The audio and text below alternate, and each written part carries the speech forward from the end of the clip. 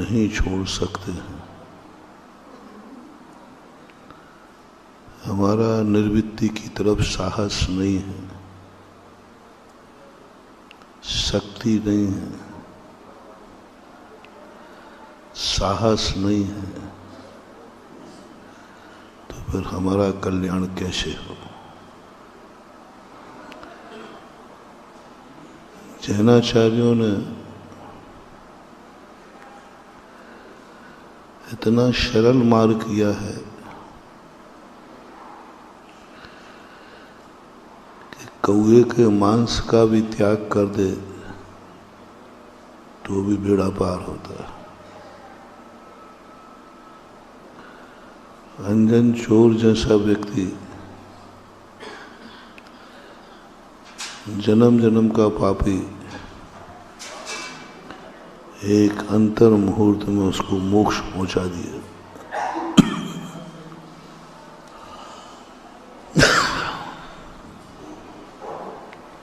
एक मछली के त्यागी धीवर को स्वर्ग पहुंचा दिया।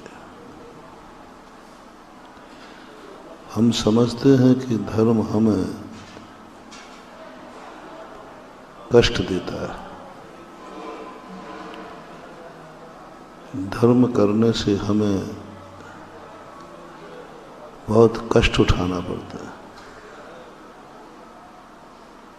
नहीं, कष्ट उठाने वाला धर्म वह है निर्वृत्ति मार्ग है, और वह निर्वृत्ति मार्ग त्याग रूप होता है जो हम लोगों का है। जो संसार से ऊब चुके हैं, पाप से नहीं पुण्य से,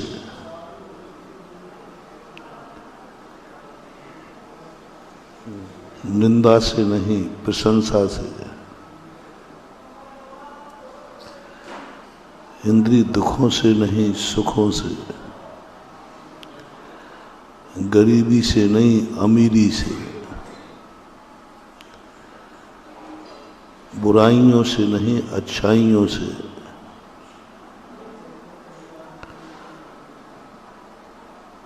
हिंसा से नहीं अहिंसा से, झूठ से नहीं सत्य से,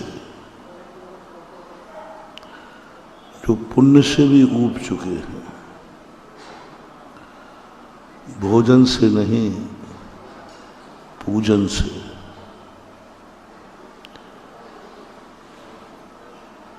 संसार के लोगों से ही नहीं परमार्थ के लोगों से भी जो संबंध बनाने में ऊब चुके हैं, समझने का प्रयास करना। जैन दर्शन का मोक्ष मार्ग वीतरागी मोक्ष मार्ग, जो इतना वीतरागी बनाता है कि तुम भगवान से भी राग मत करो, गुरु से भी राग मत करो, यहाँ तक कि हम लोगों को नमोकार मंत्र का भी कहा, इस मंत्र का भी सहारा मत लो। हम लोगों को नमोकार मंत्र पढ़ने को कहीं कहा नहीं। जब हमें तो कहा तुम अपने स्वाच प्रमाण ममत्व का त्याग करो। कायस्वर का अर्थ आप सभी क्या जानते हैं? कायस्वर का अर्थ नमोकार मंत्र पढ़ना नहीं। कायस्वर का अर्थ होता है उतने समय तक अपने शरीर के प्रति निर्ममत हो जाना, सबसे निर्ममत हो जाना, पंच परमेष्टियों से भी निर्वृत्त हो जाना, कुछ नहीं, अपा अपम में रहो। तुम पुण्य की तरफ भी मत देखो, मुनियों को जितनी भी पुण्य की क्रियाएं हैं सब त्याग करा दे। जितने भी तुम पुण्य की क्रियाएं करते हो मुनिराज की त्याग करा दे। तुम कोई पुण्य की क्रिया मत करो, तुम पुण्य और पाप से ऊपर उठने का प्रयास करो। बहुत कठिन मार्ग है। पाप छोड़ना सरल है, पुण्य छोड़ना बहुत कठिन होता है।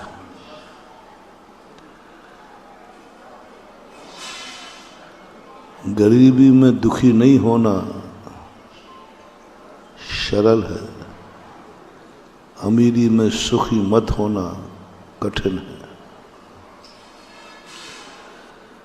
जब हमें मन माफिक रूप न मिले तो हम आंख बंद कर सकते, क्योंकि जो सामने दिख रहा है वो अच्छा नहीं है।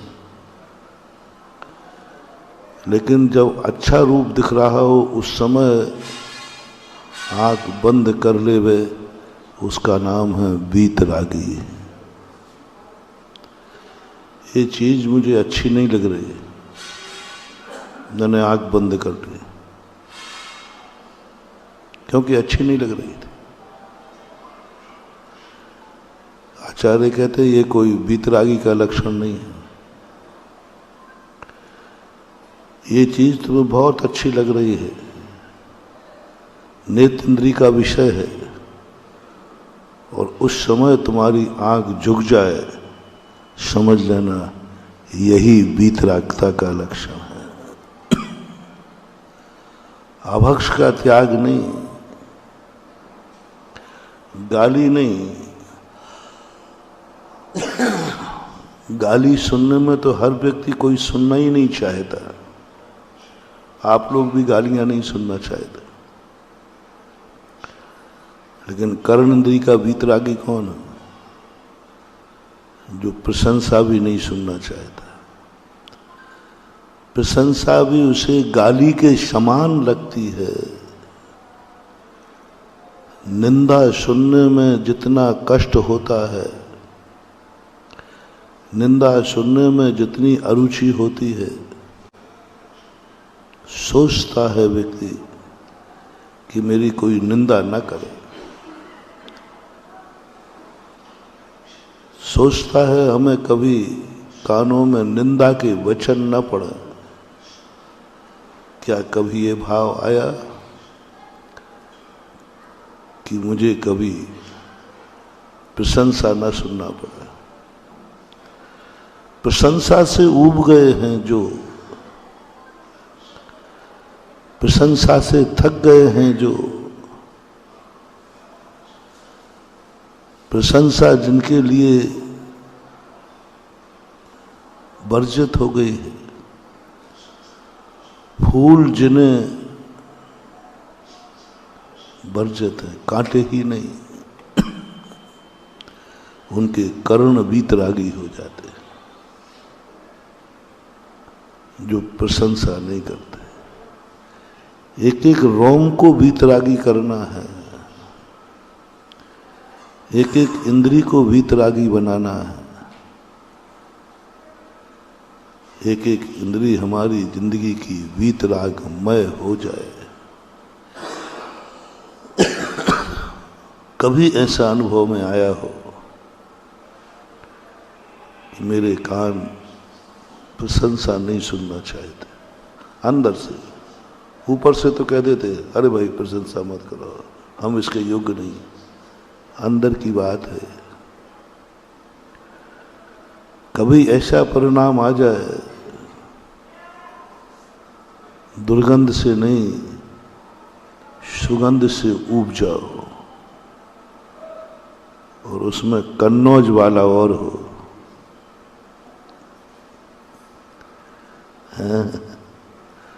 अब कन्नौज की तो सुगंध ही जिंदगी है, सुगंध ही व्यापार है, और वो सुगंध से ऊब गया। वो सुगंध से ऊब गया, दुर्गंध से नहीं। फूल ही यहाँ की आजीविका है और फूल से उब गया। अभी तक तो नहीं हुआ कोई, क्योंकि यहाँ से कोई कन्नौज से मुनि बना कोई माता जी बने, ठीक है, मुनि महाराज नहीं बन पाए। क्यों? सुगंध से नहीं उब रहा है। सुगंध से कभी ऐसा भाव आ जाए, सुगंध दुर्गंध के समान अनुभव में आ जाए, अंदर की बात है, अनुभव में आ जाए। रसना इंद्री, बेरस तो हमने बहुत बार छोड़े, ये रस ठीक नहीं। जो रस सबसे प्रिय होता है, उस रस से कोई ऊब गया हो और उसके त्याग करने का मन आ जाए, ये रस भोजन को स्वादिष्ट कर रहा है, यह कब छूटेगा और छोड़ देवे, वह रसना इंद्री का वीतरागी है। इसलिए आपने देखा जैनाचार्यों ने रस अलग गिनाए। प्रकृति के अनुसार रस 5 होते हैं, खट्टा, मीठा, कड़वा, कसायला और त्यक्त, ये 5 होते हैं। उन्होंने कहा ऐसी खोज कहाँ से जैनाचार्य करते हैं? संसार के किसी भी दर्शन ने ये खोज नहीं की, विज्ञान ने भी नहीं की। विज्ञान भी कहता है 5 रस होते हैं, ये 5 रस, लेकिन महावीर स्वामी ने कहा ये तो कोई भी त्याग देगा, ये रस नहीं। जैनाचार्यों ने अलग से 6 रस खोले, इनका वर्णन किसी भी दर्शन में नहीं मिलेगा। 6 रस अलग से खोजे। वे रस कौन से थे? जो सबसे ज्यादा भोजन को स्वादिष्ट, गरिष्ठ, वरिष्ठ बनाते हैं। कहाँ से खोज के लाए? यही तो भोजन का आनंद है। भोजन खाने में मजा क्या है? 60 रस भोजन और 69 रस भोजन। अब देखो 6 रस भोजन के स्वाद को बिगाड़ते हैं कि बनाते हैं? घी, दूध, दही स्वादिष्ट है, नमक, मीठा, तेल, ये क्या है? इक्षु रस, गौरस, 3 गौरस है, दूध, दही, घी, 3 इक्षु रस है, तेल और नमक और मीठा, ये 6 रस। ये 6 रस पुण्य के उदय में मिलते हैं, भोजन को स्वादिष्ट बनाते हैं। जैनाचार्य कहते इनको त्यागो तो वीतरागी कहो, इनको त्यागो जिससे भोजन स्वादमय बनता है। क्या इन रसों से उबे हो आप? क्या कभी आया कि हे भगवान भोजन करूं? ऐसा दिन कब आए भोजन करूं तो 6 रसों से रहित करूं। नमक नहीं हो तो लगता है नमक नहीं है।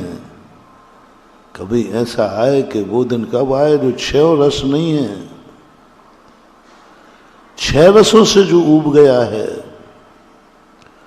वह रसना इंद्री का वीतरागी है। इस समय संसार में पूर्ण वीतरागी कोई है तो वो है हमारे पूज्यवर गुरुदेव आचार्य विद्यासागर महाराज। रसों से उब गए। रसी तो खाने का मजा है, बाकी है क्या मतलब? वे रसों से उब गए। रस भक्ष हैं कि अभक्ष हैं? भक्ष भक्ष से उब गए। अभक्ष से उबना तो बात जमती है, अरे भाई ये अभक्ष है, गलत है। आहा, महानुभाव बहुत गहन। जैन दर्शन को जब हम चिंतन में लेते हैं तो कमरे में बैठे बैठे अंदर से उछलता है आनंद, उछलता है। कैसा विज्ञान है जैन दर्शन का, कैसा विज्ञान है।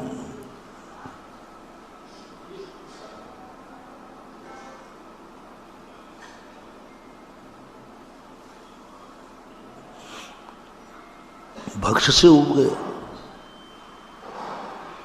भक्ष से उब गया नहीं,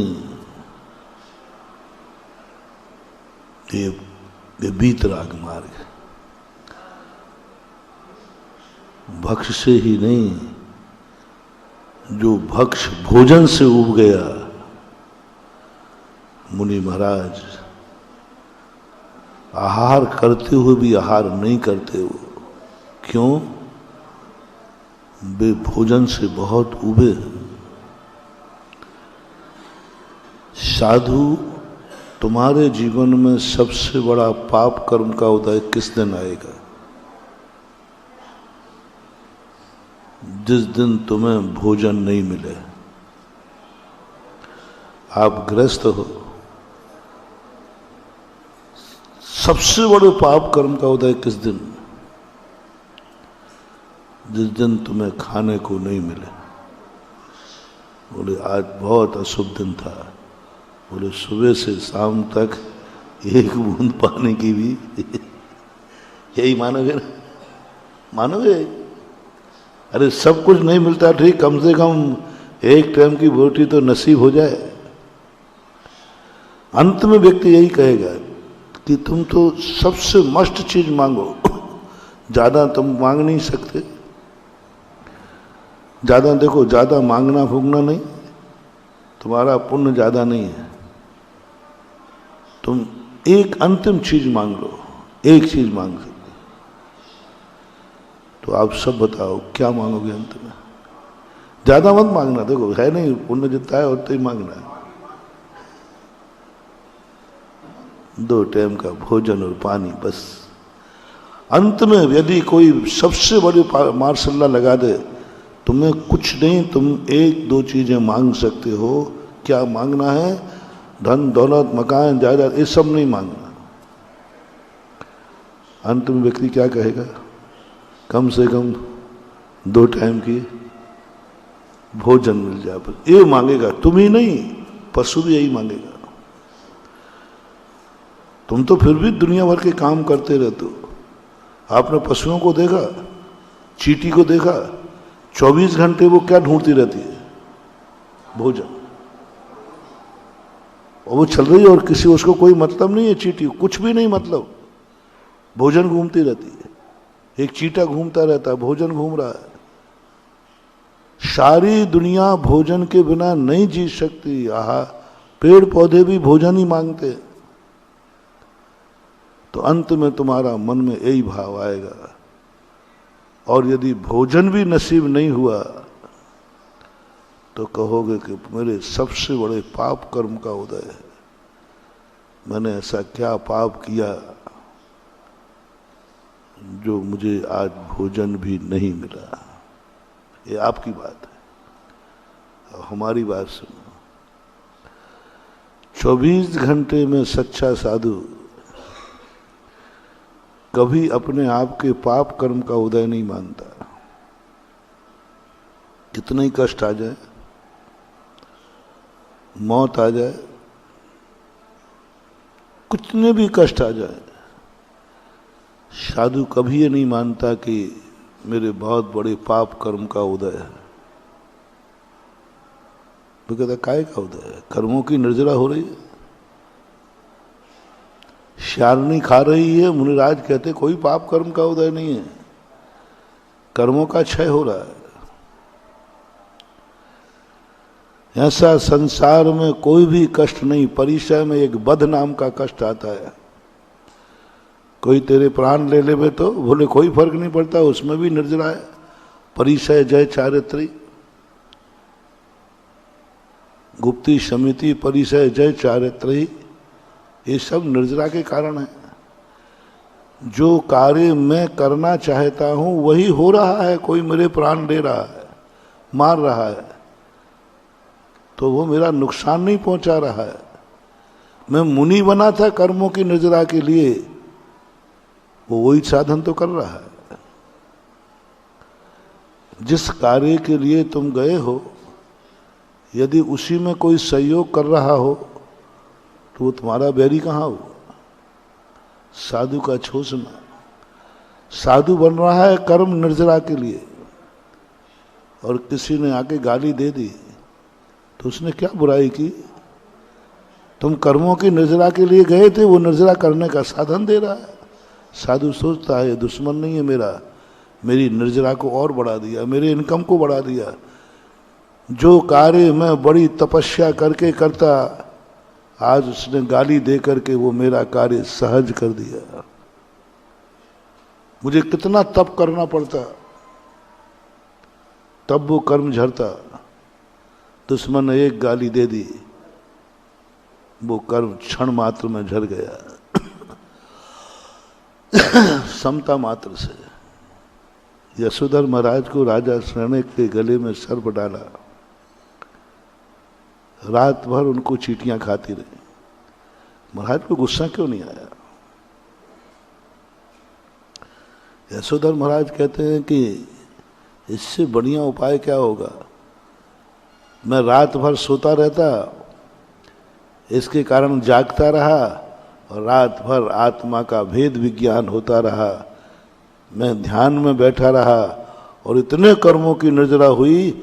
ये सारा श्रेय जाता है राजा शरणक को। मित्र मान लिया। यशोधर महाराज कहते हैं संसार में, दुनिया में मेरा हित करने वाला, मेरे कार्य में सहयोग देने वाला है तो सर्व डालने वाला राजा शरणक, ये मेरा सहयोगी है। मेरे कार्य में सहयोग कर रहा है, मेरे कर्मों की निर्जरा करा रहा है। मैं सोना नहीं चाहता हूं, मैं जागना चाहता हूं। इसने मुझे जागने का मौका दे दिया। ये नहीं कहता तो शायद नींद आ जाती, लेकिन इसने जागने का मौका दिया। इसलिए उन्होंने कहा ये मेरा दुश्मन नहीं है, तुम लोग दुश्मन मानो, मैं तो हितैषी मानता हूं। साधु कब सबसे ज्यादा अपने आप को पापी मानता है? पाप कर्म का होता है। शेल नहीं खा रही है तब नहीं, प्राण निकल रहे हैं तब नहीं, बीमारी से मर रहा है तब नहीं। सबसे ज्यादा साधु मानता है जब साधु आहार को उठता है। अब देखना तुम्हारा डिफरेंस और हमारा डिफरेंस। तुमने कब सबसे ज्यादा पापी माना आपको? जिस दिन भोजन नहीं मिला। और हम क्या कहते हैं? भगवान, जिस समय अंजलि यूं गई नहीं, साधु कहता है भगवान मैंने कौन सा पाप किया,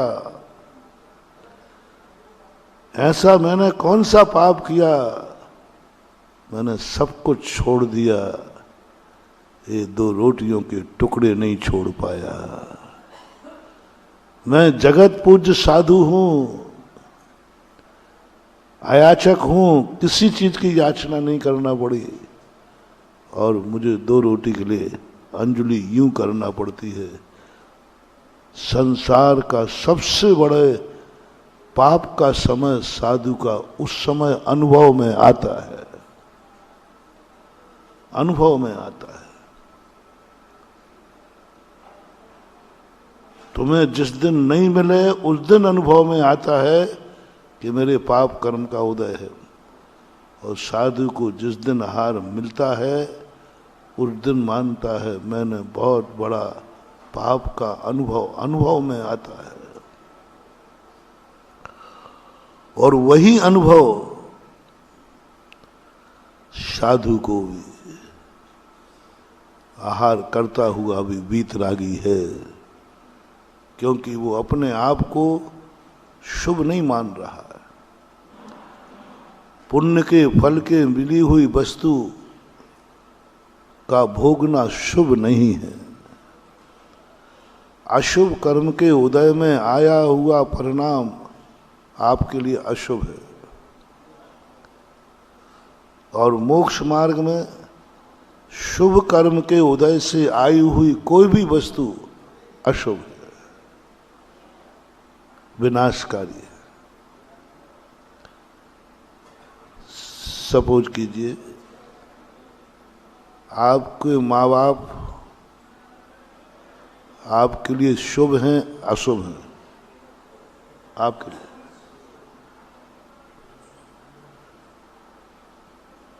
हमारे लिए अशुभ है। यदि मैं माँ बाप को माँ बाप की दृष्टि से देख लूं, जैसे तुम खुश हो रहे हो, अरे मम्मी पापा आ गए, बहुत बहुत बढ़िया, और हम मान लें तो अरे मम्मी पापा आ गए, बहुत बहुत। बोलो हमारा विकास होगा कि विनाश? बिल्कुल उल्टी माया है। तुमने शुभ माना, आनंदित हो गए, माँ बाप आ गए, और हम यदि ऐसा मान लें, ओहो मेरे मम्मी पापा आ गए मुनि दशा में, तो शुभ होगा कि अशुभ? अशुभ। तुम्हारे लिए धन दौलत आ जाए, मिल जाए, उसको देखकर तुम खुशी मनाते हो, और हम मान लें तो हर बढ़िया ना, सोने का श्रीफल चढ़ा है। अशुभ है, अशुभ है। तुम अच्छे कपड़ा, अच्छा मकान, सब कुछ, जो जो चीजें तुम अपने आप को शुभ मानते हो, वही वही चीजें भगवान महावीर ने मुनि महाराज को अपशगुन कर दिया। चलो दूसरी बात, बहुत बहुत, ये तो बहुत समझ में आ गई तुम्हें बात, और सूक्ष्म बात कहता हूं। भगवान का अभिषेक करना आपको शुभ है कि अशुभ है? यदि मिलता है तो अभाग्य ना, तो एक आध दिन मैं कर लूं तो समझने का प्रयास करना। जैन दर्शन, जैन दर्शन कहाँ है? लोग समझ ही नहीं पा रहे। चलो संसार की क्रियाएं अभी हमने छोड़ दी, माँ बाप को, धन दौलत को, परिवार को, ये ठीक है। भगवान का अभिषेक, भगवान का अभिषेक के लिए जल भरना आपके लिए सौभाग्य है कि नहीं? अभिषेक करना महासौभाग्य। यदि वही पीने के लिए नहीं, पीने के लिए नहीं कह रहा हूं, अभिषेक का जल भरने के लिए साधु जल भर के लावे, तो साधु का विनाश होगा कि विकास होगा? और लोटा लेकर अभिषेक करे तो मुनिपद गिरेगा कि बढ़ेगा? और तुम कर रहे हो, सो तुम कर रहे हो तो श्रावक पद बढ़ता है, और मुनि करे तो श्रावक पद, मुनि पद घटता है। क्या है ये खोज महावीर की? ये दुनिया का कोई गॉड नहीं खोज पाया। दुनिया के हर भगवान ने कहा जो अच्छा है वो सबके लिए अच्छा है, जो अच्छा है वो सबके लिए अच्छा है। ये क्या है कि ये, और एक ही जाति के, एक ही धर्म को, एक ही मोक्ष मार्ग के समर्थक, एक ही भगवान को मानने वाले, एक ही क्रिया, शुभ क्रिया, एक के लिए अशुभ और एक के लिए शुभ। ये भेद विज्ञान दुनिया का कोई दर्शन नहीं कर पाया, किसी दर्शन में व्यवस्था नहीं।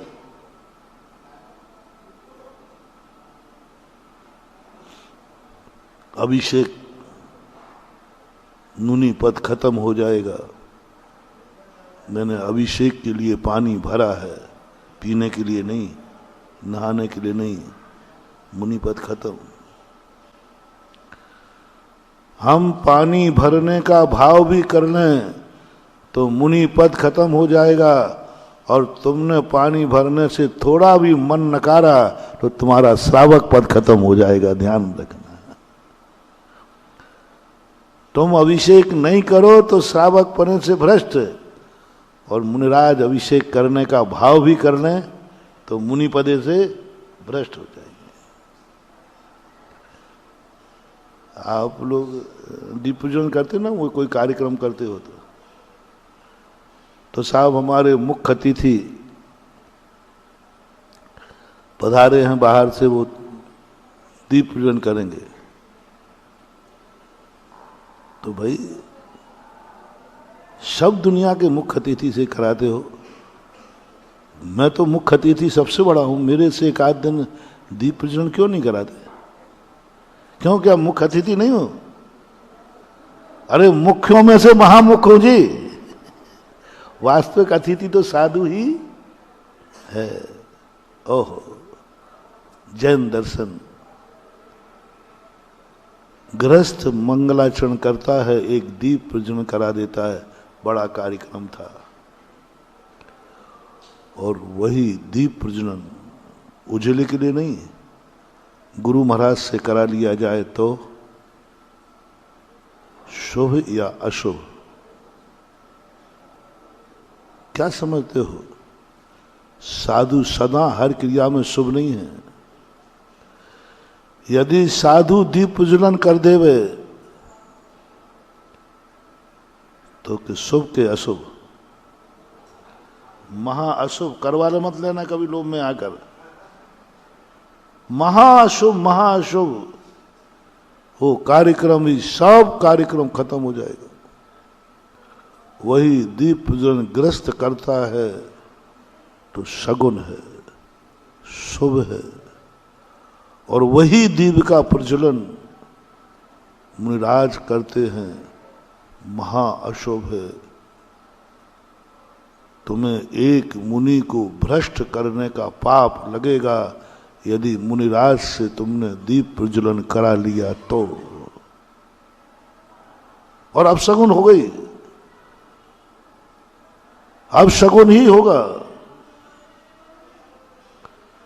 महान आत्माएं हर कार्य के लिए शगुन नहीं है। महान आत्माओं का शगुन अलग चीज से होता है। उसी दीपक से भगवान का, उसी दीपक से गुरु का आरती उतार सकते हो, पूजा कर सकते हो, लेकिन वही मांगलिक दीपक नहीं जला सकते। सभी दर्शनों में कुछ कुछ है, थोड़ा थोड़ा। वैष्णव में भी एक आया, हनुमान पत्थर डालते से तो तैर जाता था, रामचंद्र डालते तो डूब जाता था। क्यों? क्यों? वही पत्थर राम हनुमान के हाथ में से पड़ता तो शुभ है, वही पत्थर राम के हाथ से पड़े तो अशुभ है, डूब जाता था। क्या कारण? इन सिद्धांतों को हमें गहन रूप से समझना पड़ेगा, जिनमें इतनी बड़ी ताकत होती है, जो पुण्य से भी ऊब जाते हैं। शुभ क्रियाएं भी जिन्हें हे लगने लग जाती हैं, पुण्य क्रियाओं में भी जिनका मन नहीं लगता है, वो संसार से ऊपर उठ जाते हैं, संसार का नाश कर देते हैं, वे संसार में नहीं रहते। लेकिन इतने करने वाले मात्र पूरे 2.5 दीप में 3.9 करोड़ ही मुनिराज हैं। शेष क्या है? शेष वो हैं जो मोक्ष मार्ग के हैं। आपकी संख्या, अविरत सम्यक दृष्टि की संख्या 700 करोड़ है। देश वृत्तियों की संख्या 13 करोड़ है। मुनिराज कितने हैं? 3 कम 9 करोड़। वृत्ति प्रतिमाधारी है। मनुष्यों की बात कर रहा हूं। मनुष्यों में पूरे 2.5 द्वीप में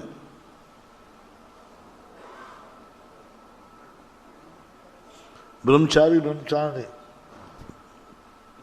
प्रतिमाधारी 2 प्रतिमा से लेकर 13 करोड़ की संख्या आएगी। इससे ज्यादा नहीं होंगे, कम होंगे। अविरत सम्यक दृष्टि कितने हैं जो वृत्ति नहीं है, अविरत सम्यक दृष्टि है, उनकी संख्या 700 करोड़ है पूरे 2.5 द्वीप। विदेह क्षेत्र में, भरत क्षेत्र में जितने 700 करोड़ ओरिजिनल जैनी होते हैं जो सम्यक दृष्टि होते हैं, मोक्ष मार्ग की प्रथम सीढ़ी होते हैं, चतुर्थ गुण स्थान वर्ती होते हैं। 700 करोड़ से ज्यादा सम्यक दृष्टि एक साथ नहीं रहते। हाईएस्ट ये संख्या कही। उन 700 करोड़ के संबंध की चर्चा अपन ने कल की थी। उन 13 करोड़ की जनता संख्याओं की चर्चा अपन ने कल की थी। इन 2 की चर्या क्या है? मुनिराज की चर्या तो मैंने थोड़ी सी बता दी टेलर के लिए कि तुम थोड़ा समझ जाओ, कहीं तुम्हारा मन उल्टा नहीं हो जाए कि जो कार्य मुनिराज नहीं करते हमारे स्वाध्याय बंधुओं में ये बहुत बड़ी बीमारी प्रवेश कर गई थी, जैसे आप लोग कंजाइस्ट कहते हैं कांजी भक्तों में। उन्होंने यही उदाहरण देना शुरू कर दिया कि दान पूजा ये सब धर्म होते तो मुनिराजों को क्यों त्याग कराया? क्या मुनिराज धर्म के त्यागी होते हैं? ये धर्म है ही नहीं। पूजा करना, अभिषेक करना, दान देना, ये सब औदैहिक भाव हैं, ये सब जड़ की क्रियाएं हैं। ये क्रियाएं नहीं है तभी तो मुनिराज से नहीं कराया जाता। इसलिए मैं आप लोगों को ये भूमिका बताई कि मुनिराज की चर्या, मुनिराज की क्रियाओं को तुम इस दृष्टि से देखो। वो कहां पहुंच चुके हैं जहां पुण्य भी उनको हे लग रहा है, पुण्य भी हे लग रहा है, दुखी नहीं, इंद्रिय सुख से भी जो ऊब गए। मुनि महाराज की नकल कभी तुम कर मत लेना। और कई मुनिराज हमारे मुनियों में भी ऐसे हैं जो श्रावकों की नकल करते हैं, श्रावकों की नकल करते हैं। जब तुम कर सकते तो मैं क्यों नहीं कर सकता? ये मुनि महाराज हैं ऐसे। इसी के लिए तो जब तुम बिना भगवान के नहीं खा सकते हो, दर्शन नहीं कर सकते हो, गृहस्थ को कहा ना, अच्छे गृहस्थ को, कोई बिना भगवान के दर्शन पूजन के भोजन नहीं करना। तो जब तुम्हें कहा तो हम तो मुनिराज हैं, इसलिए वो भगवान को ही साथ में लेके चल पड़े। ये मुनि बनने के बाद भी अभी उन्हें श्रावक पने की अनुभूति हो रही है। मुनि बन गए लेकिन अभी भगवान का राग नहीं छोड़ पाए। हमने प्रवचन में प्रारंभ में कहा था, मुनि धर्म वो है जहां पंच परमेष्टि से भी राग छोड़ा जाता है। 5 पापों से नहीं, आपकी गृहस्थी से नहीं, परिवार से राग नहीं। ये तो बहुत छोटी किताब है। परिवार से राग नहीं करना, माँ बाप से राग नहीं करना, एक तो बहुत छोटी किताब है। सबसे बड़ी किताब है, जो सबसे बड़े महाराज होते हैं वे पंच परमेष्टि से भी राग नहीं करते। नमोकार मंत्र है ही नहीं हमारे यहाँ। जो उत्कृष्ट महाराज होते वे नमोकार मंत्र नहीं पढ़ते। तीर्थंकर नमोकार मंत्र नहीं पढ़ते, बड़े मुनिराय नमोकार मंत्र नहीं पढ़ते। किसी भी दशा में शेरनी खा रही है उनको वो नमोकार मंत्र नहीं पढ़ते। आज तक किसी को मोक्ष नहीं हुआ नमोकार मंत्र पढ़ते पढ़ते, केवल ज्ञान हो गई नहीं। कि नमोकार मंत्र भी राग का प्रतीक है। मुनिराज को केवल ज्ञान नहीं होगा यदि नमोकार मंत्र पढ़ रहे हैं तो शुभोपयोग। इतनी ऊंची किताब पर पहुंच गए हैं फिर भी मुनिराज इतना राग नहीं छोड़ पाते, भगवान को ही साथ में लेके चलने लग जाता है। वही कहते हैं कि अरे गलत होता है तो क्यों, वे खुद ही अभिषेक करने लग जाते हैं। अभी वे श्रावक पने से ऊपर नहीं उठे। मुनि महाराज को सोचना चाहिए हमें श्रावकों की नकल नहीं करना है। श्रावकों के कई धर्म ऐसे हैं जो मुनिराज के लिए वही अधर्म है, जो भी मैंने कहे थे। कई धर्म ऐसे हैं जो आपके लिए तो धर्म है, हमारे लिए अधर्म है, हमारे लिए अधर्म है। पाप बंध का कारण है। अनंत संसार में पड़ूंगा, मिथ्या दृष्टि कहलाऊंगा, उसी से तुम्हारा सम्यक दर्शन बढ़ता है, उसी क्रिया से मुनि महाराज का सम्यक दर्शन गिरता है। ये भेद नहीं समझ पाते। वे मुनि बन गए लेकिन श्रावकों की नकल करते हैं और कहते हैं तुमसे तो अच्छे हैं। तुम लोग भी कहते हो, तुम लोग भी कम नहीं हो कलाकार, अंधे मुनि भक्त हो। अरे भैया हमसे तो अच्छे हैं। अरे कहाँ राजा भोज, कहाँ गांगू तेली, किनकी तुलना कर रहा है? तू श्रावक की और मुनि की तुलना कर रहा है। दोनों का कोई मतलब ही नहीं, क्लास ही नहीं दोनों की एक। मुनिराज को कभी श्रावक की तुलना में मत रखना महानुभाव, हमसे तो अच्छे हैं। तुमसे अच्छे बुरे का सवाल ही नहीं, तुम्हारी कोई वहां तुलना ही नहीं है। तुम गृहस्थ हो, वे मुनि हैं। तुम संसार संभाल रहे हो, वे संसार बिगाड़ रहे हैं। वे पुण्य के उदय को पाप का उदय मान रहा है। वे आहार करने जाते तो कहते पाप का उदय है, और तुम्हें आहार मिल जाए तो पुण्य का उदय है। कैसे बैठेगी पटरी? और कई श्रावक जो जिसे आप कंजाइश कहते हैं, ये व्यवहाराभासी है। जो मुनिराज अपने श्रावकपन की क्रियाओं को धर्म मानकर स्वयं करते हैं, वे व्यवहाराभासी हैं, द्रव्यलिंगी हैं, द्रव्यलिंगी, बल्कि द्रव्यलिंगी से भी भ्रष्ट है। और वो श्रावक जो मुनियों का अनुकरण करते हैं, मुनि महाराज नहीं करते इसलिए हम नहीं करते। वो कैसे है? एक बार की घटना है। एक बालक था, वो भक्त बन गया था, प्रतिदिन चौकी में जाता था। और वो पिताजी ने पूछा बेटा कहाँ जाता? बोले महाराज को आहार देने जाता हूं। तो बोले तू नहाता तो है ही नहीं, बिना नहाए तू आहार को कैसे जरूरत? बाबा मैं आजकल महाराज का भक्त बन गया हूं, महाराज जी जैसा करते हैं वैसे ही मैं करता हूं आजकल। बोले क्या बात? बोले महाराज जी भी नहीं नहाते आहार के पहले। मैंने महाराज जी को देख लिया है, आहार के पहले वो हाथ धोते हैं, पैर धोते हैं, मुंह धोते हैं और आहार को उठ जाते हैं। बस मैं भी ऐसे ही करता हूं, क्योंकि चेला बनूं तो पक्का बनो।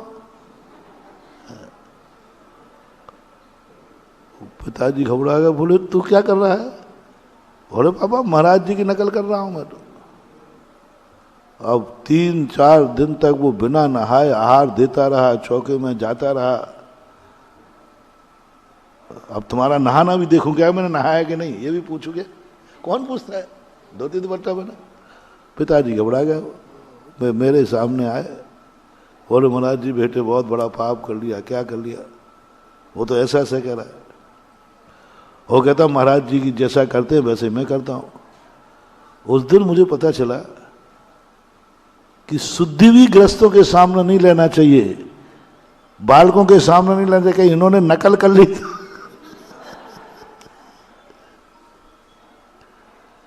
अब मैंने कहा इस बेटे को ऐसा नहीं समझाना, पक्का भक्त है।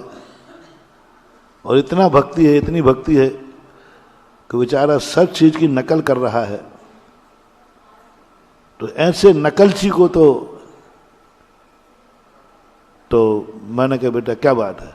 बोले महाराज जी हम आपके भक्त बन गए हैं इस बार।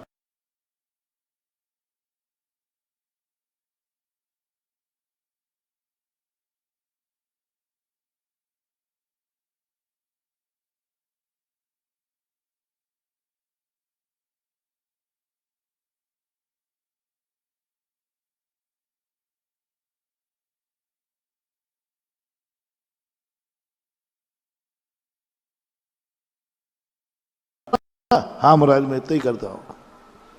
अब उसके बाद मैंने शुद्धि करके काय सर किया। मैंने कि अब मैं मंदिर जा रहा हूँ।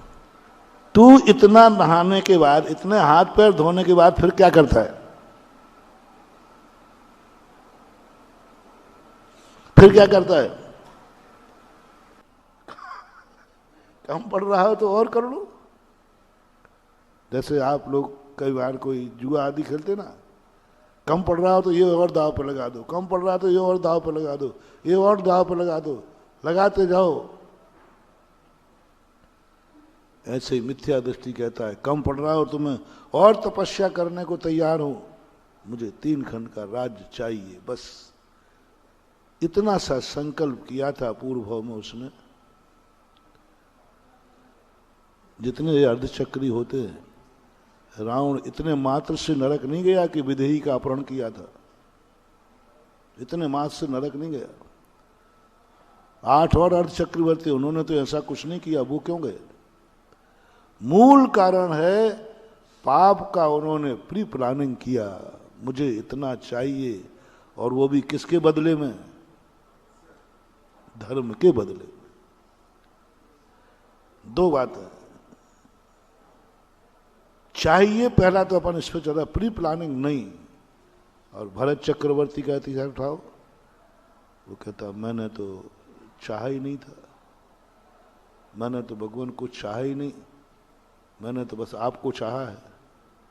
अरे भाई नकल कर तो पूरी कर। नकल करना है तो पूरी कर। जब मैंने इतना हाथ पैर धोया, तूने धोया, तो फिर तू कपड़े कैसे पहनता है? मैं तो कपड़े नहीं पहन रहा हूं, देखो सीधा मंदिर जा रहा हूं। तो मैंने कहा तू कपड़े क्यों पहनता? मैंने तो नहीं पहने। तो वो क्या बोलता? मुझे शर्म लगती है। तो मैंने कहा जिनको शर्म लगती है वो यहां से नहाते हैं, और जिनको शर्म नहीं लगती वो यहां से नहाते हैं। हाँ, शर्म के ही तो शब्द है सारी दुनिया। जो शर्म लगती है वे पूरा नहाना पड़ता है। शर्म ही तो कोई पाप का, शर्म ही तो कोई अपराध का सूचक है। शर्मिंदगी क्या है? कोई पाप छुपा है, मन में कोई पाप है। अंदर विषय वासना वर्ते, बाहर लोक लाज भय भारी, ताते परम दिगंबर मुद्रा, धर न सके दीन संसारी। क्या कहा? अंदर विषय वासना वर्त, बाहर लोक लाज भय भारी, तात परम दिगंबर मुद्रा, धर न सके दीन संसारी। यही तो अंतर है। उसको समझ में आ गया। मैं उन कंजाइष्टों को भी समझाता हूं, तुम ग्रस्त हो, मुनि की बराबरी मत करो। मुनि की अनुभूति, मुनि तुम्हारी नकल करेगा तो भ्रष्ट हो जाएगा, और तुम मुनिराज की नकल करोगे तो श्रावक पने से रहित हो जाओगे। दोनों की लाइन अलग है, दोनों के रास्ते अलग हैं, दोनों की क्रियाएं अलग हैं। इसलिए कल मैंने जो मार्ग बताने का प्रयास किया था, तुम्हें पापों से मुक्त नहीं कराया। तुम पापों से मुक्त हो भी नहीं पाओगे। मैं तुम्हें पापों से मुक्त नहीं करा पाऊंगा, क्योंकि तुम होगे भी नहीं। और पापों से मुक्त जो कराए तो तुम करना भी मत। जिस दिन करना हो मुनि बनने का मन बना लेना। गृहस्थ में रहकर पापों से छोड़ने का नियम मत ले लेना, पलेगा नहीं, पाल नहीं सकोगे, अव्यवहारिक हो जाओगे, पागल खाने भेज दिए जाओगे। आगरा ज्यादा दूर नहीं है, उत्तर प्रदेश में ही है। कभी त्याग नहीं सकते तुम, और जिसमें थोड़ा बहुत त्याग कर भी दोगे तो उनकी संख्या 13 करोड़ है। लेकिन जो बिल्कुल भी त्याग नहीं कर पा रहे हैं, उनके लिए मैंने कल मार्ग बताया था। मात तुम एक ही बात का नियम करो, त्यागना नहीं, पर करने का संकल्प नहीं करना। कल की बात पे आओ,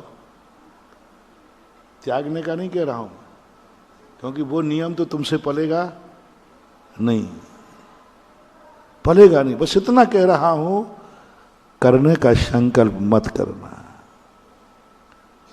तुमसे हिंसा होगी, लेकिन तुम हिंसा करने का भाव मत करना। मैं ये भाव मत करना, ये भी मत छोड़ना कि मैं महाराज किसी की हिंसा नहीं करूंगा। तो ये भी संकल्प मत करना मैं किसी की हिंसा करूंगा। तुम आज नियम ले लो, किसी जीव की हिंसा नहीं करोगे, मत लेना, कोई बात नहीं। लेने का मन नहीं हो रहा तो मत करना। देखो मैं बहुत सॉफ्ट कर रहा हूं, मैं बहुत सॉफ्ट कर रहा हूं। आज कोई भी व्यक्ति हिंसा नहीं करेगा, नियम करो, तो तुम कहना महाराज जी ये तो नहीं होगा। ऐसे मौके तो फिर मैं दूसरा प्रश्न करता हूं, मैं हिंसा करूंगा, ये संकल्प मत करो। सुबह उठकर ये मत सोचो कि मैं आज किसी को मारूंगा, जो आएगा देखा जाएगा, संकल्प तो मत करो।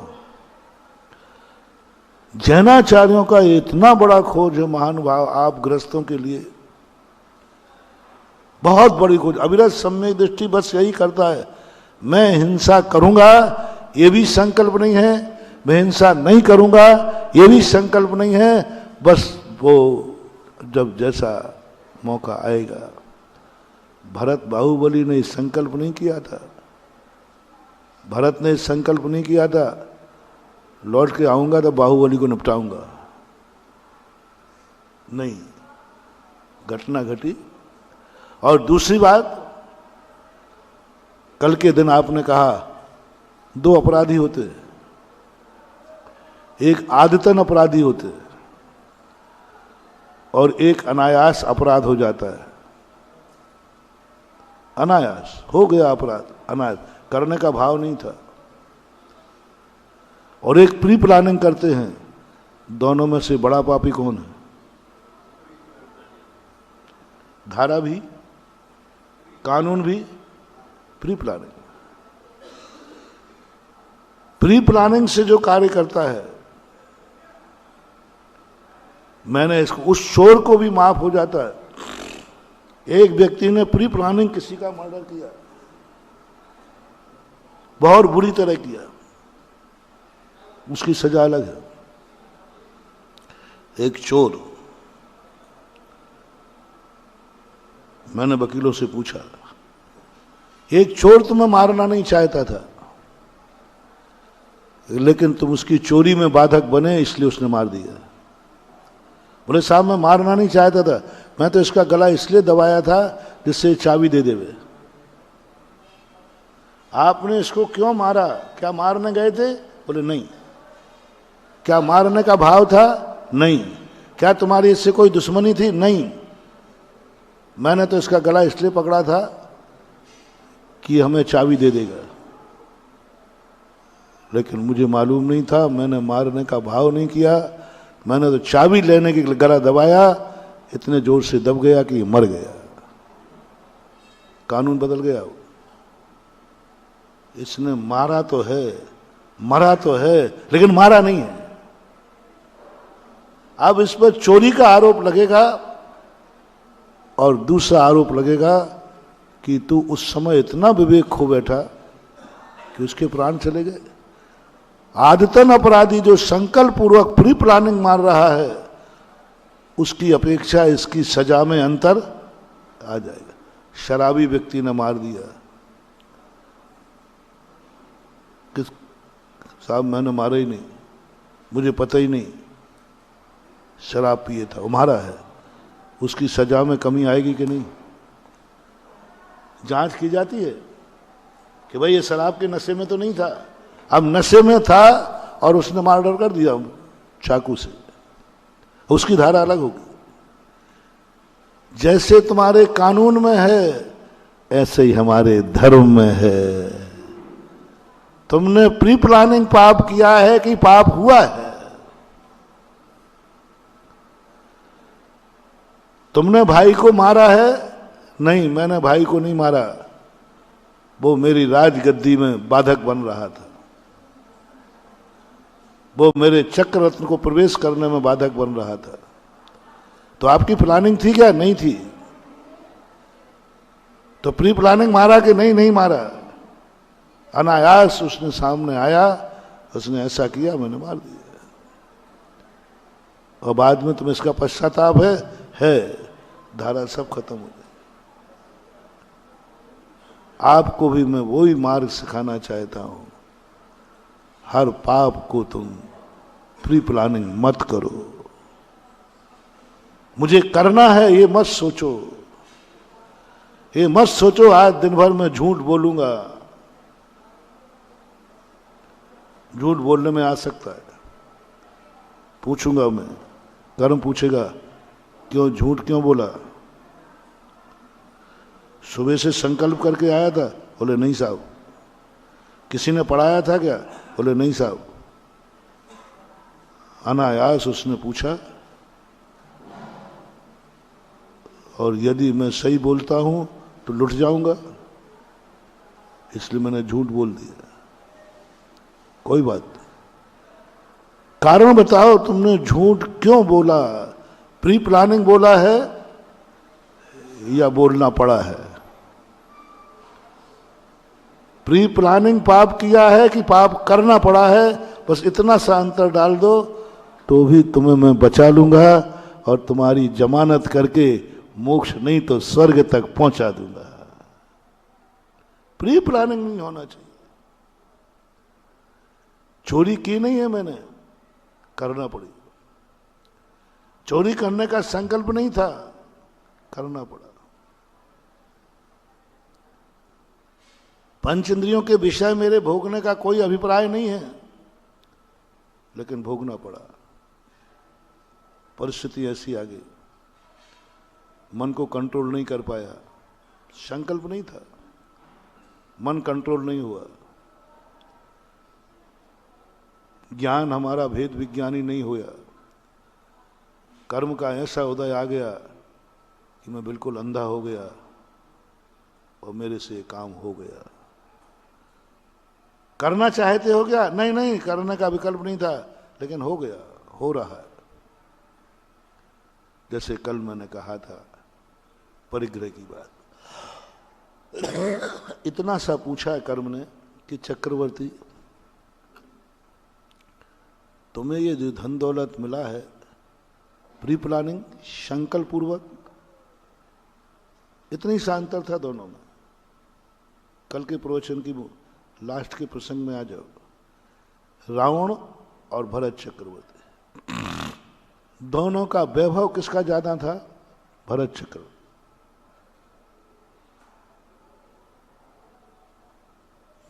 परिग्रह किसके पास ज्यादा था? भरत चक्रवर्ती। लेकिन नरक गया रावण। कुछ नहीं मानो पूरे। मैंने शास्त्रों को पढ़ा, मैंने कि यदि अर्धचक्र नरक जा रहा है तो चक्रवर्ती को तो पहले जाना चाहिए। क्योंकि सबसे ज्यादा उसके पास परिग्रह है, आरंभ परिग्रह सब है उसके पास, आरंभ भी परिग्रह भी है। जब खोजते खोजते बहुत दिन के बाद ये रहस्य खुला, ओहो, उसने प्री प्लानिंग किया था, प्री प्लानिंग किया था, मुझे धन चाहिए, भगवान की भक्ति से मुझे धन चाहिए। मुनि था वो, रावणपुर होगा, मुनि था वो, ऐसा मुनि था कि चाहता तो मोक्ष प्राप्त कर लेता। प्री प्लानिंग बनाई, मैं अपना मुनि पद दाव पे लगाता हूं, मैंने जितना पुण्य किया है मुझे इसके बदले मुझे 3 खंड का राज्य चाहिए। भगवान मैंने तेरी भक्ति की है, मैंने इतने दान दिए हैं, मैंने इतनी तपस्याएं की हैं, पूरी प्लानिंग बनाई उसने। बोले कम पड़ रहा हो तो और कर लूं, कम पड़ रहा हो तो और कर लूं। जैसे आप लोग कई बार कोई जुआ आदि खेलते ना, कम पड़ रहा हो तो ये और दाव पे लगा दो, कम पड़ रहा तो ये और दाव पे लगा दो, ये और दाव पे लगा दो, लगाते जाओ। ऐसे ही मिथ्या दृष्टि कहता है कम पड़ रहा हो तो मैं और तपस्या करने को तैयार हूं, मुझे 3 खंड का राज्य चाहिए, बस इतना सा संकल्प किया था पूर्व भाव में उसने। जितने अर्धचक्री होते हैं, रावण इतने मात्र से नरक नहीं गया कि विदेही का अपहरण किया था, इतने मात्र से नरक नहीं गया। 8 और अर्धचक्रवर्ती, उन्होंने तो ऐसा कुछ नहीं किया, वो क्यों गए? मूल कारण है पाप का, उन्होंने प्री प्लानिंग किया, मुझे इतना चाहिए, और वो भी किसके बदले में? धर्म के बदले। 2 बातें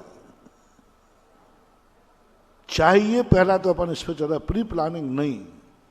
और भरत चक्रवर्ती का इतिहास उठाओ, वो कहता मैंने तो चाहा ही नहीं था, मैंने तो भगवान को चाहा ही नहीं, मैंने तो बस आपको चाहा है, मैंने तो कुछ चाहा ही नहीं, मैंने तो नमोकार मंत्र को चाहा है, मैंने तो कुछ चाहा ही नहीं, मैंने तो निर्दोष मुनिचर्या का पालन किया है, मैंने कुछ चाहा ही नहीं।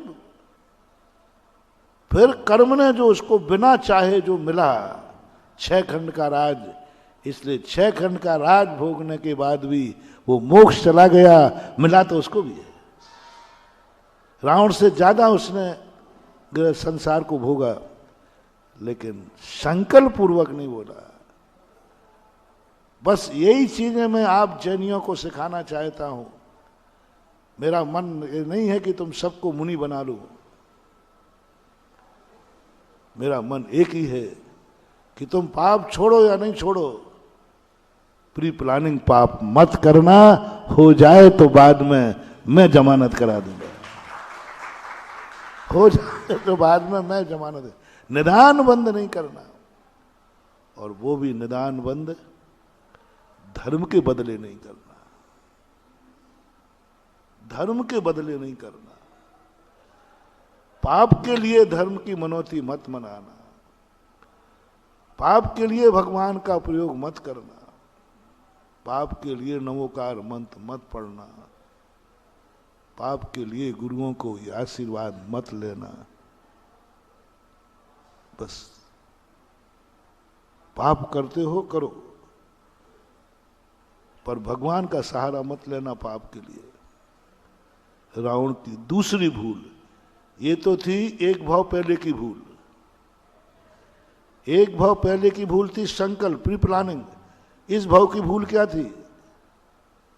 वो भगवान से पाप में सफलता के लिए भगवान की पूजा कर रहा था।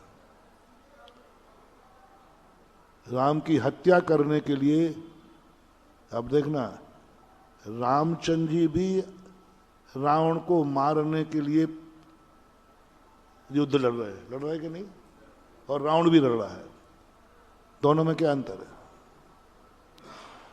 रावण भी, रामचंद्र जी भी रावण को मारने के लिए तीर चला रहे हैं और रावण भी चला रहा है।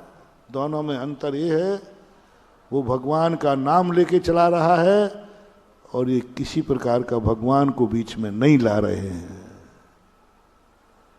वो भगवान को बीच में ला रहा, भगवान बस आपका आशीर्वाद हो, बोलो शांतिनाथ भगवान की, और तीर छोड़ रहा है किसके नाम से? और रामचंद्र जी बीच में भगवान को नहीं ला रहे, बीच में भगवान को नहीं ला रहे। नहीं भगवान आप नहीं, इस कर्म में आप नहीं, आप तो मंदिर में बैठो, युद्ध में मैं जा रहा हूं, अपनी दम पर जा रहा हूं, भगवान तुम्हारे से पूछ के नहीं। सम्यक दृष्टि पाप कार्य करने के लिए भगवान को, गुरु को बीच में नहीं ला रहा, करता है वो, लेकिन भगवान से नहीं कहेगा भगवान ताकत दो आज रावण को निपटा दो। एक भी अनुष्ठान नहीं किया रामचंद्र जी ने, और रावण ने बीच युद्ध में रात में जाके अनुष्ठान करता था। वैष्णव दर्शन में देवी के सामने, जैन दर्शन पर शांतिनाथ भगवान के सामने, निरंतर युद्ध में जैसे फ्री हुआ वो जाके मारा। और रामचंद्र जी ने युद्ध के समय कोई भी जाप अनुष्ठान नहीं किया,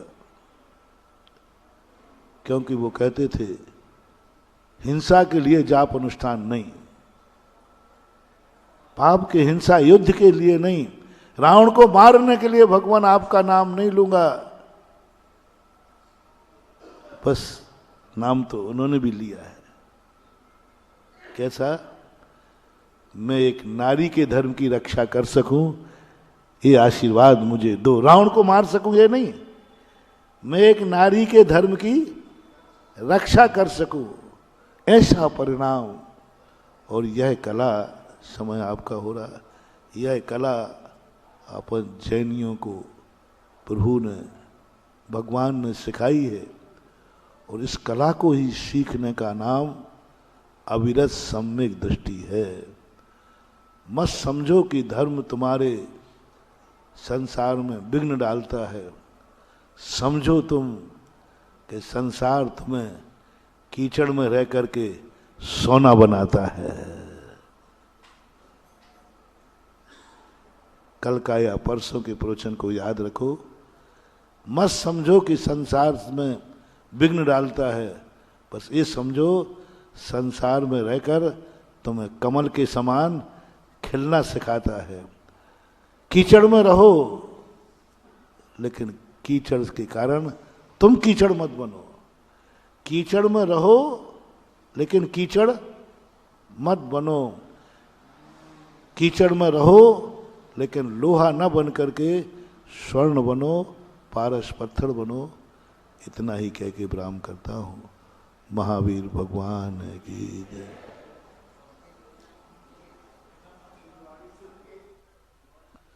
जिनवाणी के ज्ञान ते सुज लोकालोक, शुभाणी मस्तक धरूं सदा दे तुम दो। हे जिनवाणी भारती तुम